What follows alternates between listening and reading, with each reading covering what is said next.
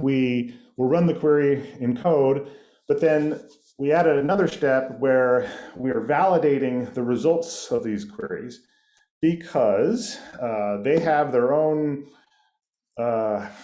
work structures, and we want to rely on this data, and for some reason they change something and don't inform us, we want to know right away. So I have set up here, in the case of this vaccines by age table, or query, I've got a schema set up to validate that, okay, the counties have to be a certain way. I'm expecting certain fields. And if any of these validation things don't pass, then it stops our process and we get notified. So we don't have to worry about this data going all the way through the pipeline and getting out in production and having something goofy in there. We have a lot of this. We have input validation, and then we do our own formatting on it, and then we have output validation. So the schema for output, can be slightly different because we query the data with one set of requirements, and then we output the data formatted for the web page with different requirements. So we validate on both those sides so that we know that the data we got from them matches what we're expecting, and the data after processing matches what we're expecting.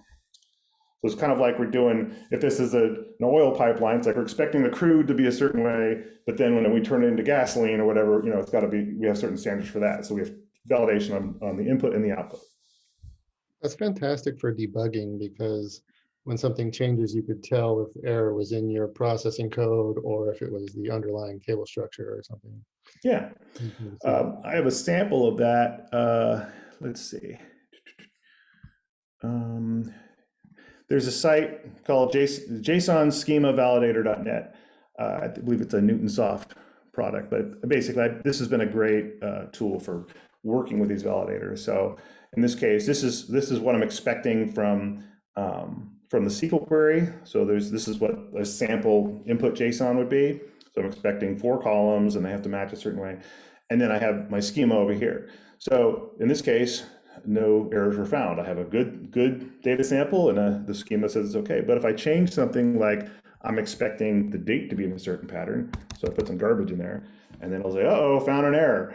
So this is telling me it does not match the date pattern that I put in there. So tons of different rules like that. I can do number ranges, making sure that if this exists and this other thing has to exist, requirements, enumerated values like the county, the region name, all of these things are great. And these are pretty common problems that we'd find if there was data missing. We'd have a null in the county or something like that. So when the code runs, it checks these things, and if something is out of whack, then we'll know and it will stop deployment. That's fantastic. Mm-hmm.